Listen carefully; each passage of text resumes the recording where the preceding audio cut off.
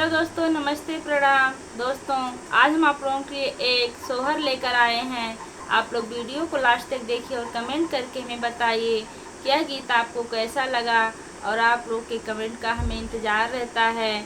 आप लोग कमेंट ज़रूर कीजिएगा।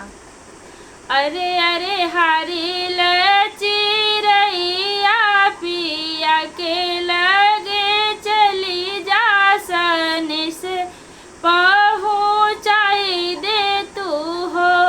चिरई मन का है खाए के खटैया घर है चलाया मैं घर है चलिया वहीं हो। अरे अरे हारी चिरैया धना जी से कही दिहा रानी जी से कही दिहा हो। चिरई भेजी देबे हम ही रुपैया खटैया खाई ली है खटैया खाई ली है हो।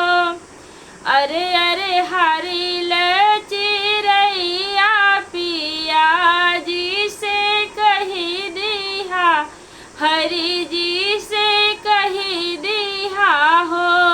चिरई लगी गई नैनवा महीनवा घर है चला मैं घर है चलिया वहीं हो। अरे अरे हारी चिरैया धना जी से कही दिहा रानी जी से कही दिहा हो।